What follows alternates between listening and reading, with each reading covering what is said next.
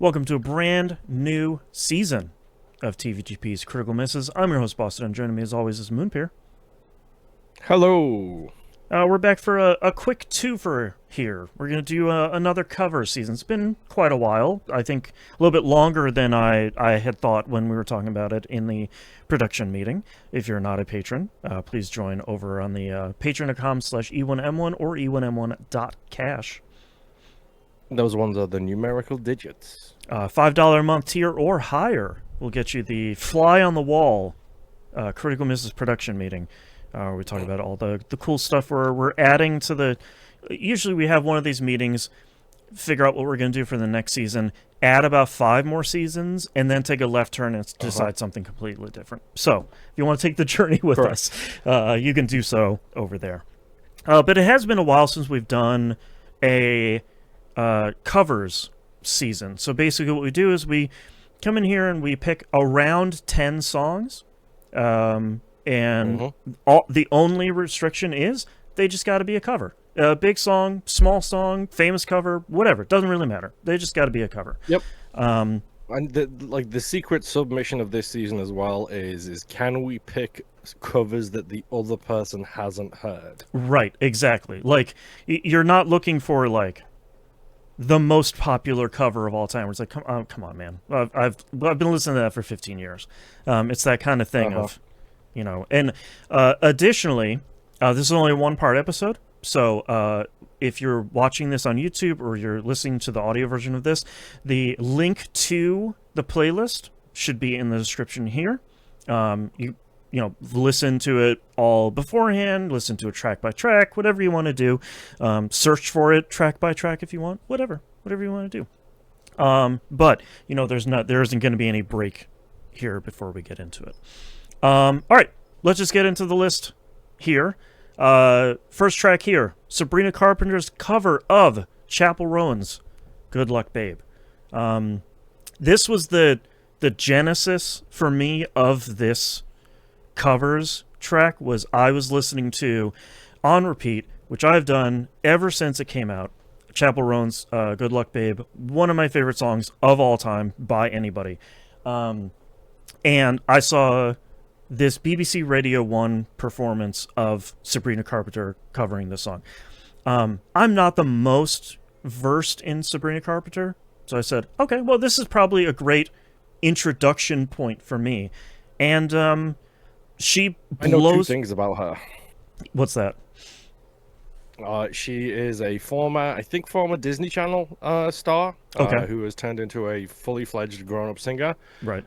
There are a lot of parents of kids who liked her as a kid who are not happy with her current song choices. Yes. She is a very... The other thing I know...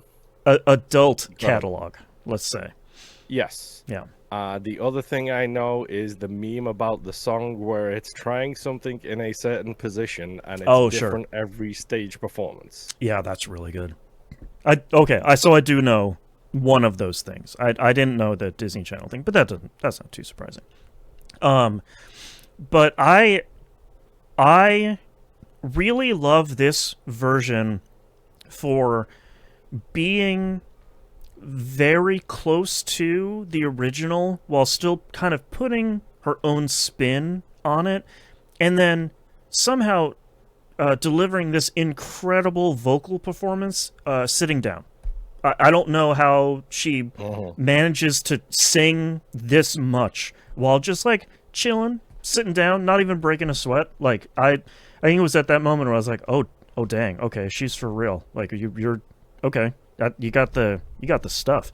So that this song was very much for me the starting point of this list of like, okay, I feel like I have the inspiration to build a playlist again, and this was the beginning point.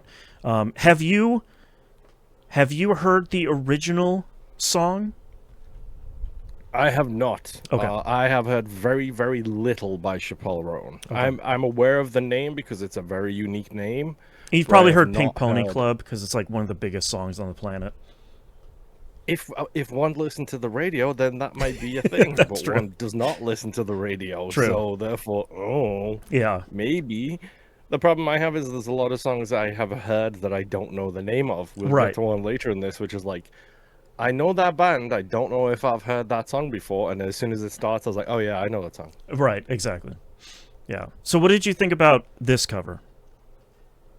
I think it's pretty solid, to be honest. Like, I think one of the things that seems to get lost in the quote-unquote controversy around Sabrina Carpenter is the fact that girl got pipes. Seriously. And, like, yeah.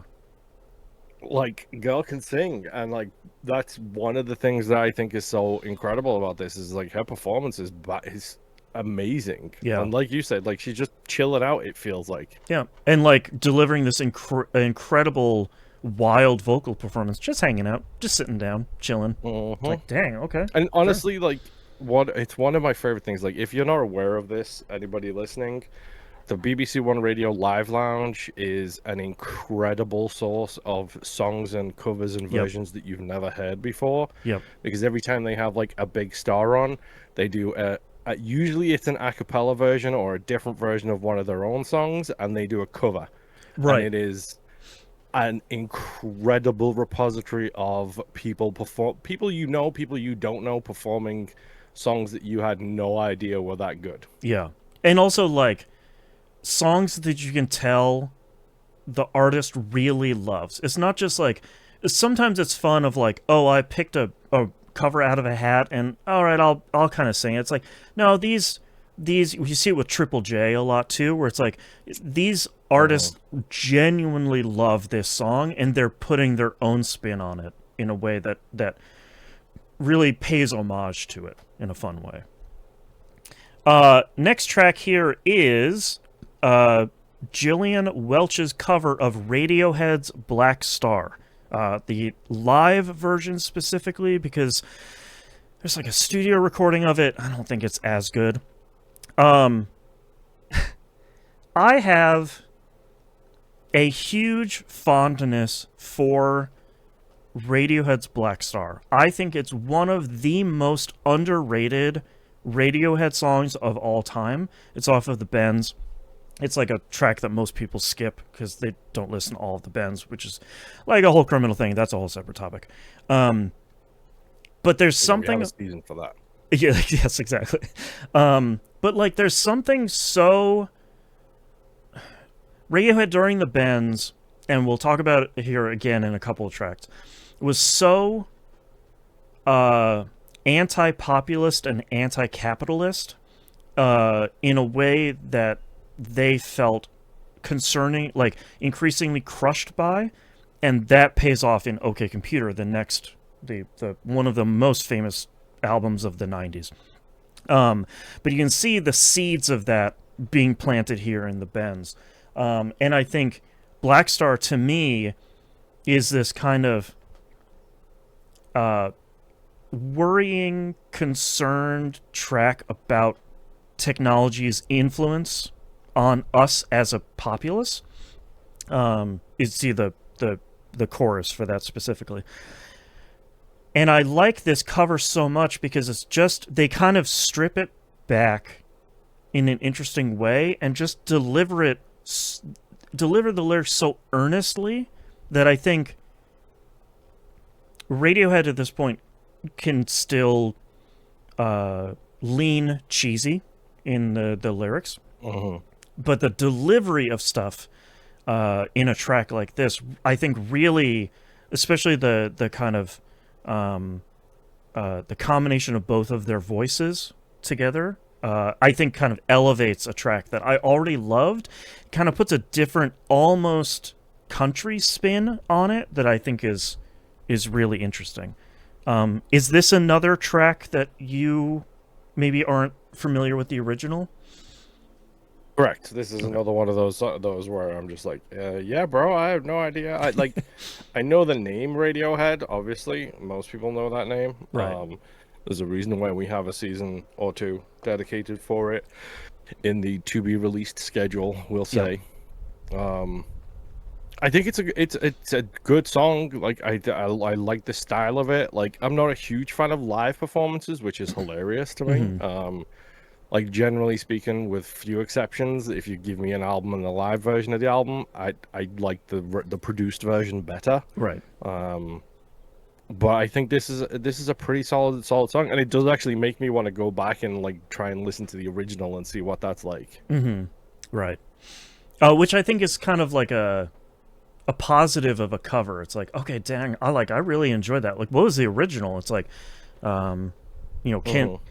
can you find something to love out of both versions? I think is kind of the positive.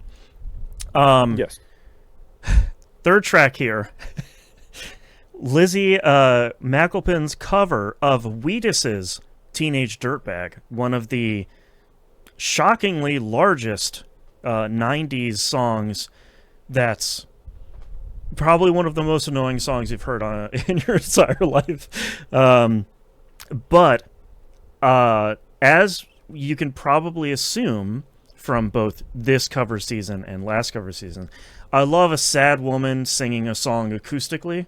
And there does seem to be a theme this season. I'm not gonna lie. Yeah, and you could see it in the cover of Photo Booth from last season, of like you're kind of taking a sad song, making it sadder and more acoustic. Yes.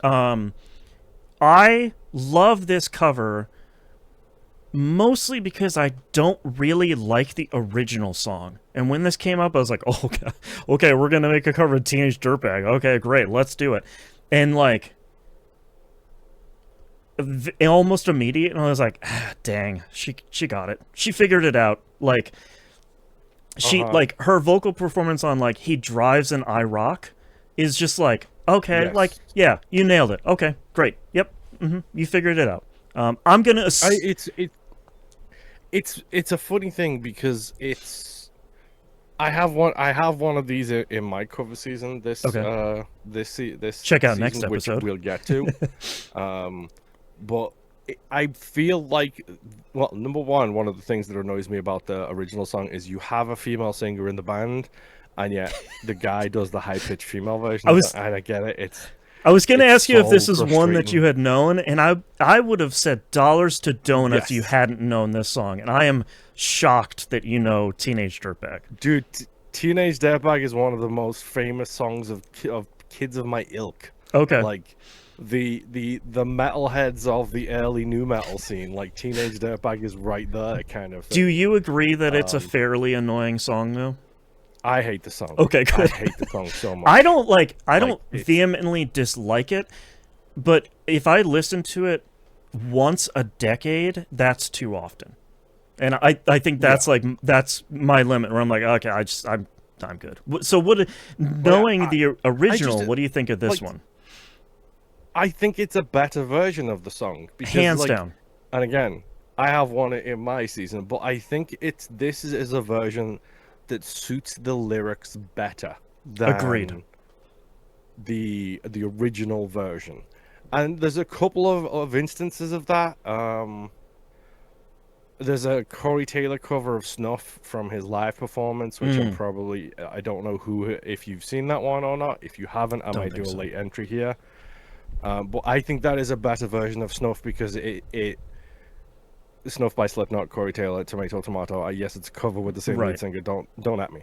But I think it is a better version of the song because it correlates better to the lyrics and the song itself. Gotcha. Sure. Sometimes these type of songs, yes, they have rage, and I do think Snuff is an angry song, but I think the sad portrayal of it is considerably better. Yeah. I think the same in this case. It's like it feels like Teenage Dirtbag is kind of, it's riffing on that scary movie feel, where it's like, yeah, we're just gonna like amp everything up to 11 and kind of be punny with everything, whereas this feels like a more honest delivery of that song, and like a more earnest delivery of a love song. Like it really is this love song of like, she's impossibly out of my reach. Wait, she likes me too? Like this kind of very like high school kind of approach to it. And I think stripping away all of that kind of cruft of the original is this kind of It's this like very earnest song in a way that I really love. Um, your song that's in the next episode, is it a cover of a song that you don't like but you like the cover?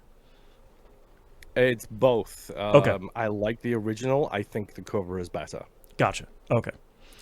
My next track here is Phoebe Bridgers and Aloe Parks' cover of Radiohead's Fake Plastic Trees. So I try, before anyone says, wait a minute, we already had a Radiohead song. I know.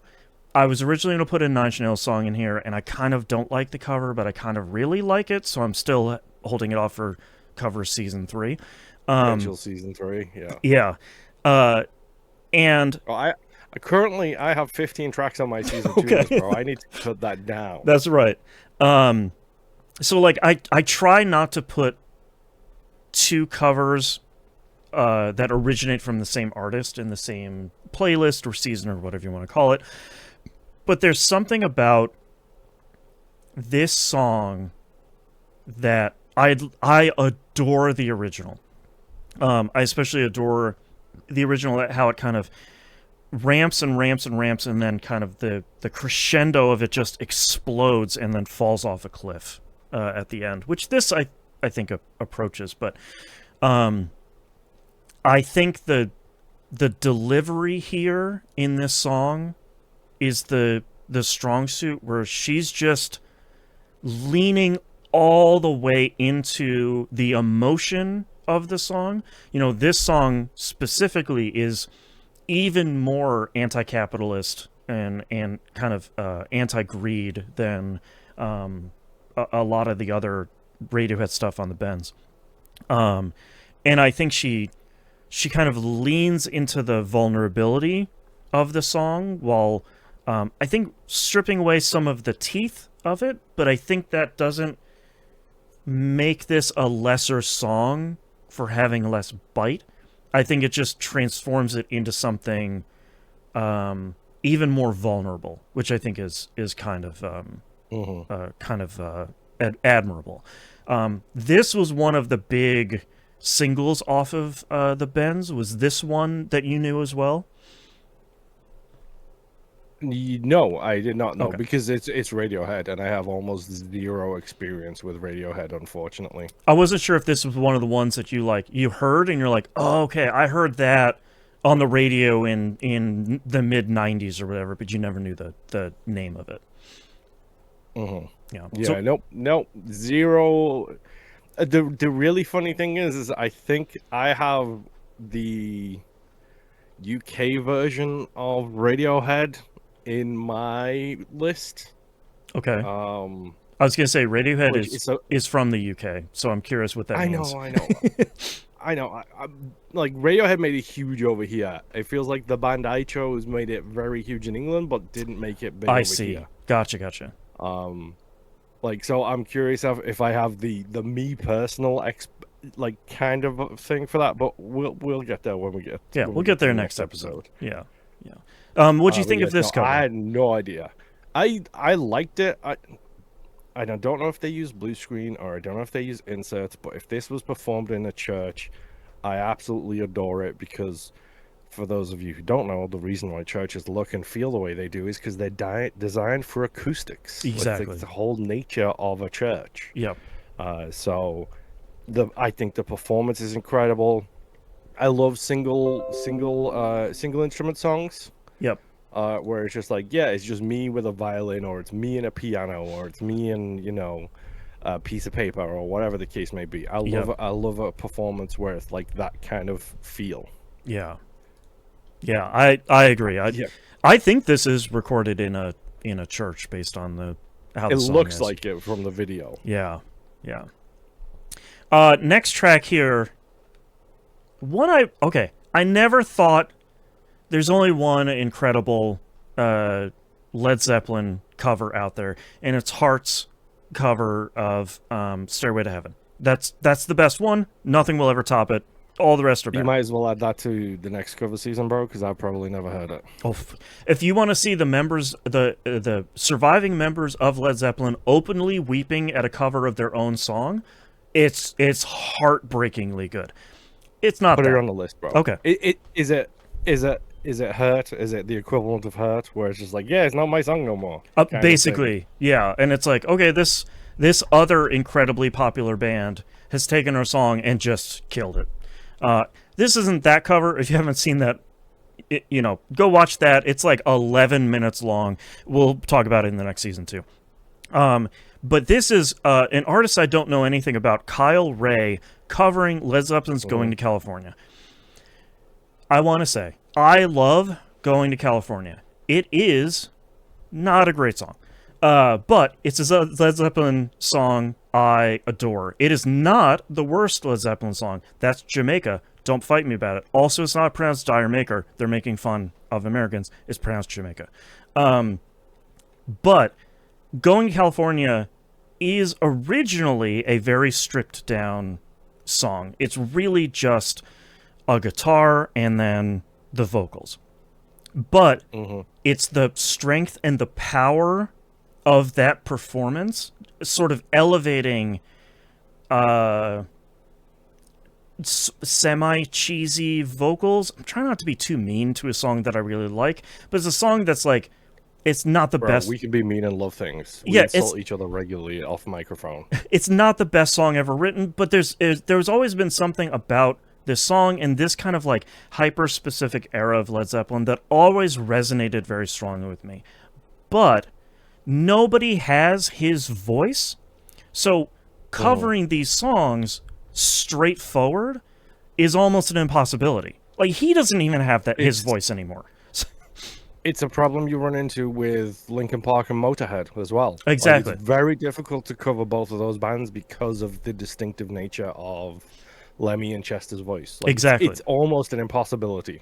And I think that's what's so impressive about this song is that this guy gets like 99% of the way there to Plant's voice.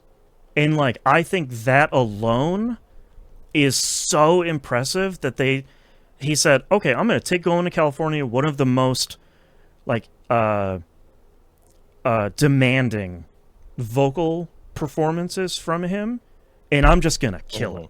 And I think he does. And he does a fairly straightforward cover, but gets like incredibly close to the original song.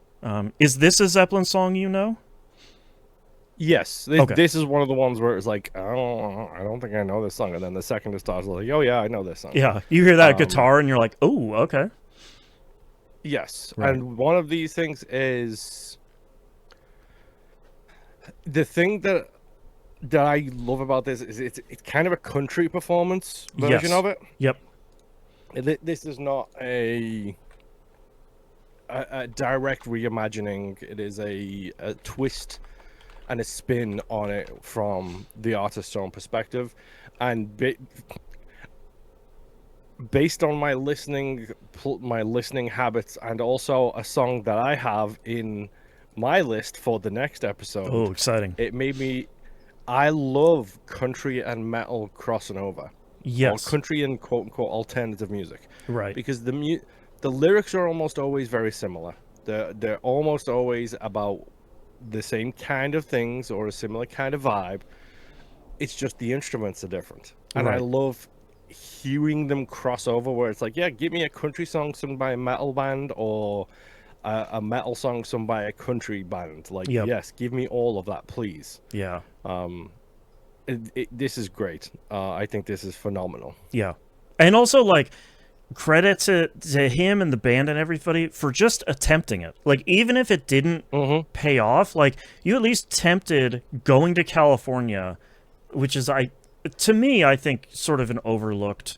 It comes from Led Zeppelin's fourth album, which is like one banger after another, and I feel like this is kind of an overlooked track on that entire album overall. Which is like, that's a whole separate show. But like, I love this cover quite a bit. The next one I want to talk about, this is very much the Okay, Hear Me Out cover. It is The Wiggles covering. So hold on. The Wiggles, is that a kids band? It is. It's an Australian kids band from the 90s. Okay. I covering, just wanted to make sure. yeah, covering Tame Impala's Elephant. Uh, I th- I think the most impressive thing about this cover is it's a very faithful cover to the original song. And this was very similar to me for the Teenage Dirtbag one, where I was like, oh, okay, you're just gonna cover this song, sure. And I'm like, oh, the Wiggles are gonna cover a song, great, all right, let's see what the hell this is. And I listened to it, and I'm like, oh, well, okay, they actually did a really great job. Okay, great. And I don't think there's too much else on top of this song other than the original was great, and the Wiggles did a pretty incredible cover of it. And I'm kind of, it's got a guitar, it's got somebody wearing an elephant head, it's got a super deep voice guy who just doesn't play any instruments. It's got it all. It's got everything you would possibly want. Is this one that you knew the original from? Nope. I recognize the name Tame Impala, but I couldn't tell you any of their songs. Okay. I bet you've heard like one or two other ones, but those are definitely ones where you'd have to hear it and then you'd be like, oh, yeah, that one. Okay, right. Yeah, what did you think about the Wiggles cover of this then? I think it's a decent performance, but I also think it's hilarious that there's a bunch of people dressed in costume performing this on what looks like a Radio 1 stage. Yep. And I was like, what? Okay, yeah. I guess. The absurdity is hilarious about it. And then they play it like completely straight. It's just like, yeah, we're just like, we're playing the song. It's a solid performance. Yeah. That's super wild. Next track I have here is a live version of Ben Folds and Rufus Wainwright. I always mess up his name. Doing a cover of George Michael / Wham's Careless Whisper. So that's like 7 different artists altogether. Yes. I love a good cover where it's 2 people singing it, but they're switching who sings the verses between each other. So it's not just like, oh, you sing all the verses, we sing the chorus together. And I think that's where look, I'm a white dude, I'm 44. Of course I love Ben Folds, and I love Ben Folds 5. It's like it came in my DNA when I was born in the Midwest. And I think I was gonna say I must have skipped that DNA section, to be honest. I think it's like I would be surprised if Ben Folds, or specifically Ben Folds 5, made it over the ocean intact. It was this. I recognize the name. I definitely recognize the name. You would recognize a good couple of songs. They were impossibly huge. But it's very much the like, oh, he's a nerd like me, and he sings, and these are catchy songs about like this breakup was hard. So it was like laser focused as a tactical strike on me in high school. But I think Careless Whisper is one of those songs where I hear the title and I'm just like, okay, Careless Whisper, I don't recognize that. And then as soon as it starts, I'm like, oh, yeah, Guilty Feet. Got in rhythm. Yep, that's me. It's one of the, if you haven't listened to the production meetings on Patreon, please go do it. Yep. Because I think the Careless Whisper is one of those songs that should be in the what is the greatest cover season. Yes. That we talked about, where we picked like a bunch of covers of one specific song or 2 specific songs, and then just figure out which is the best version of it. Yep. There has to be 500 covers of this song, and I think 1,000%, bro. Yeah, and I think the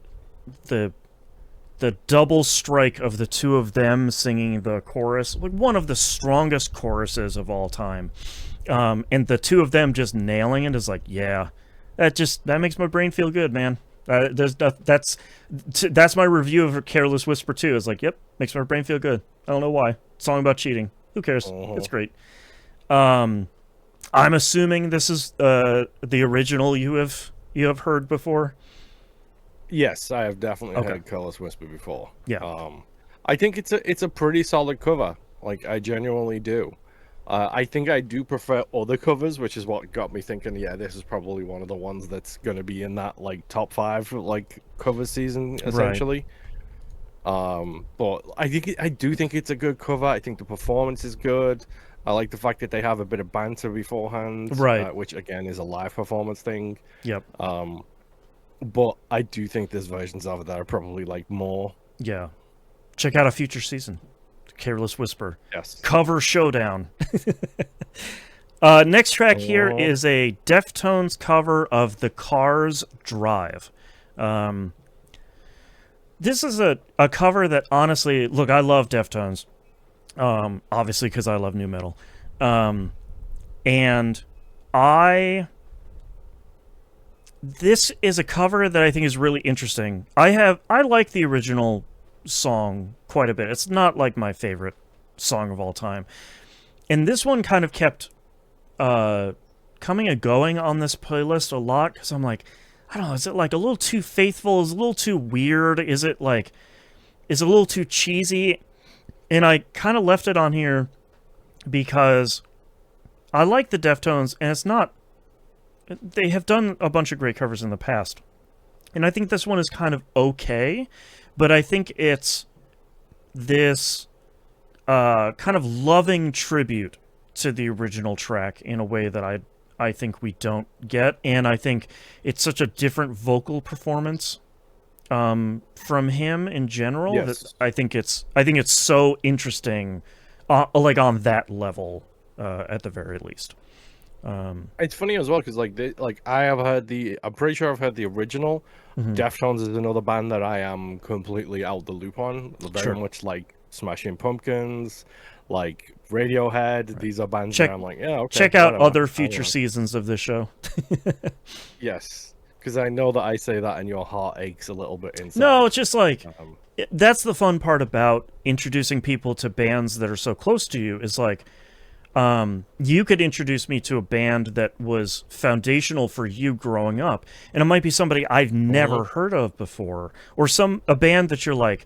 To me, Chevelle is a band that I really love.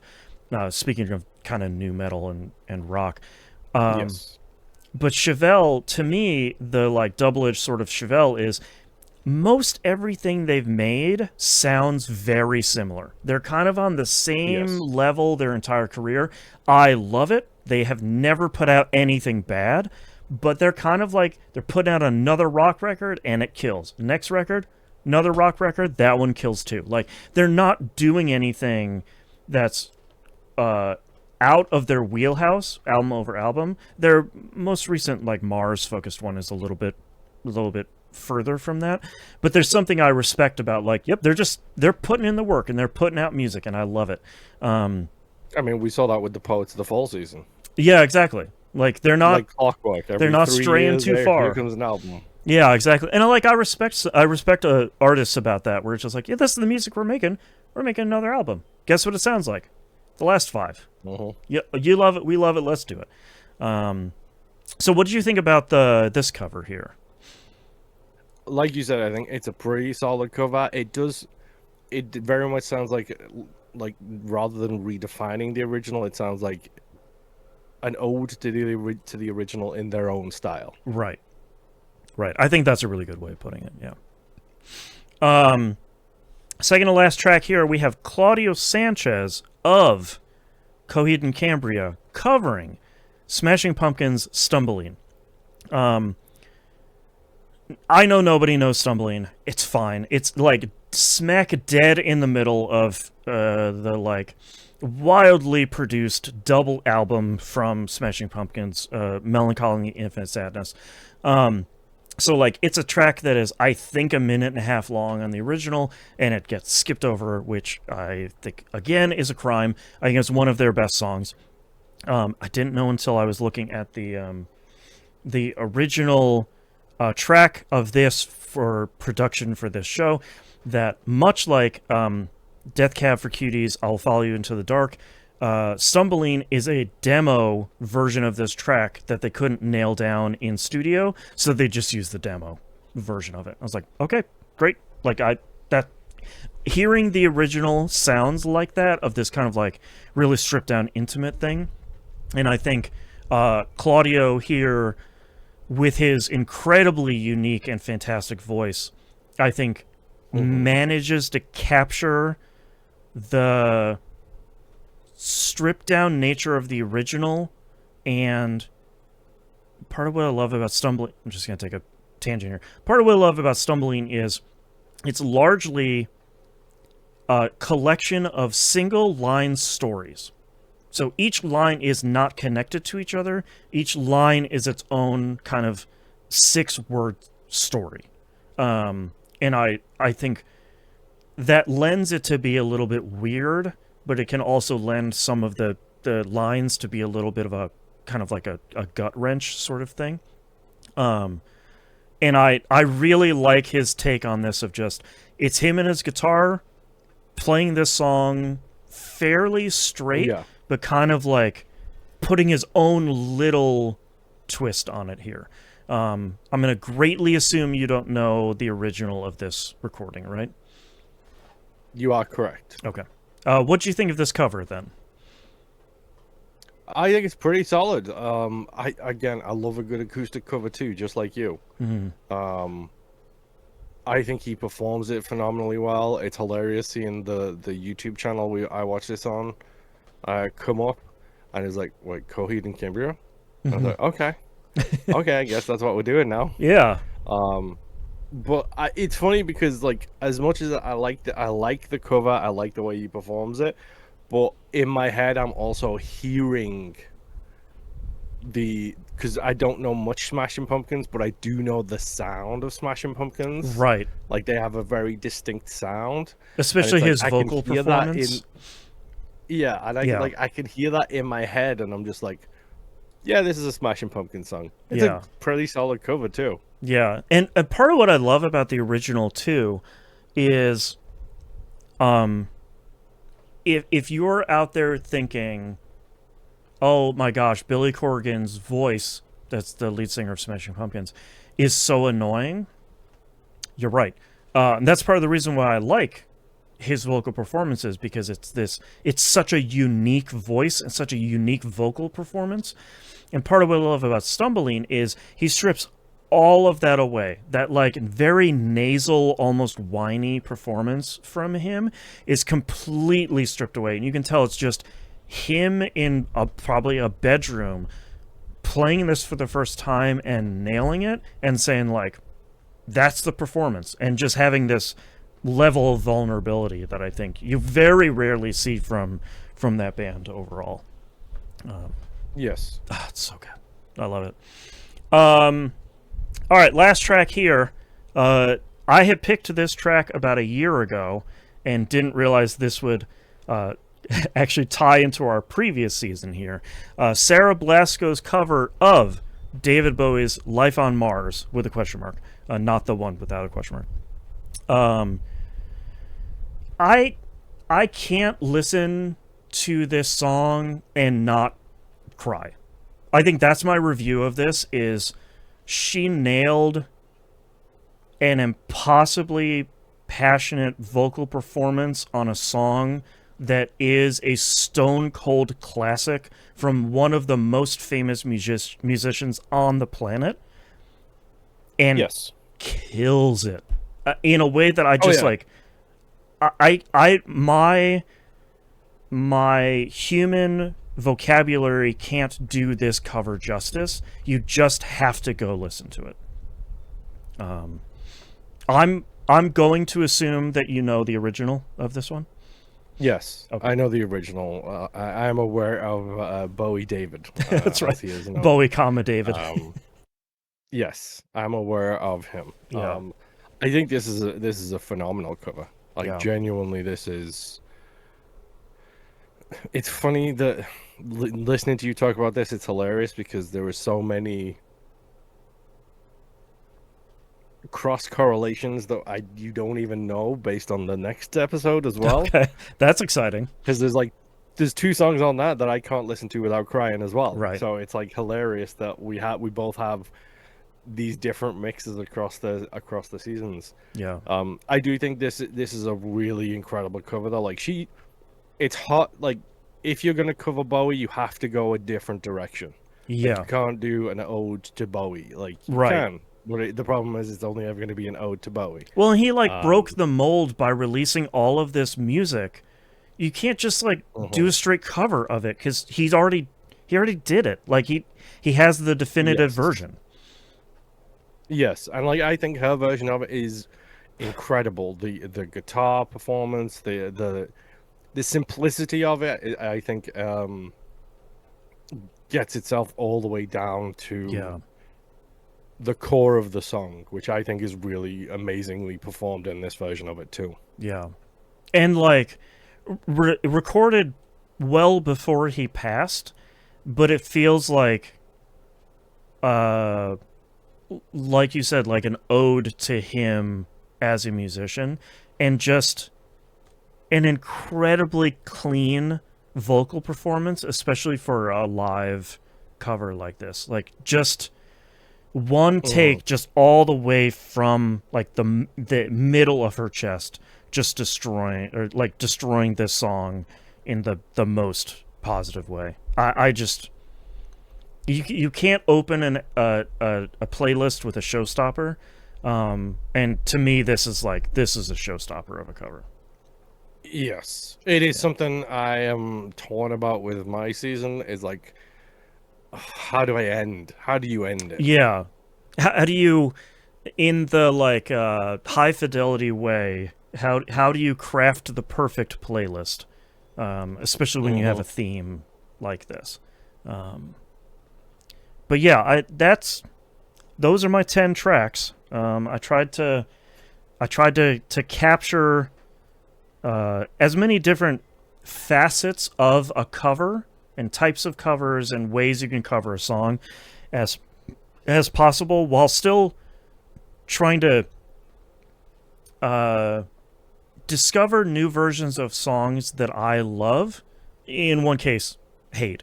Um, but like, I think I think that's the thing about a cover that I really like is it can take a song you hate, or it can take a song you've heard way too many times since it came out in the 90s and you're just so tired of it, or it's a song you've listened to a million times because it's on your favorite record, and or it's your favorite single from that artist, and just Hmm. have a slightly different performance or take a new spin on it, or have a children's band from Australia play the song and have just a new look at it, a new lease on life, a new kind of approach, or even if it's 99% similar to it, it's just that 1% different can be like, dang man, like okay, that's a great song.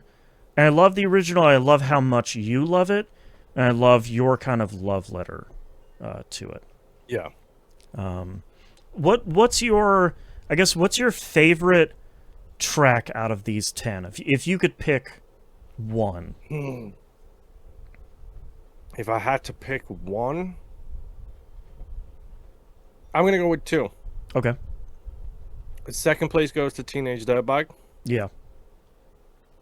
Um, First place goes to Kyle Ray, Going to California. Nice. And an honorable mention to Sabrina Carpenter for Dem Pipes. Yeah. Yeah. It's funny because I put this playlist together a long time ago, and like you, I think it had like 15 to 20 tracks on it. And I did this kind of shotgun blast of, all right, here's all the tracks, and I'll reorganize them and I'll cut them down to 10, and I'll scoot them off the rest of them off to another season, or just remove them completely if they don't really apply. Um, and listening to that Teenage Dirtbag one weeks and weeks ago when we decided to do this season, and then again today, listening to it right before we recorded, I was like, God, you got that song, man, and like delivered it in Hmm. such a a genuine way that it makes me love the bones of that song in a way that I don't think I ever would have before, and I think that's such a cool thing a cover can do. All right. Yeah, 100%. Well, that's my 10 tracks. Those are my covers. Again, if you want to listen to all of those, if you don't want to search them up individually, then go look in the show notes of this episode. Should be right wherever you're listening to this. Should have a link to my my playlist there on YouTube. Thanks for listening. Next episode, I'm going to turn the mic over to Moon for his playlist of around 10 covers. So hopefully you'll join us then. We'll see you then. Bye. Boy.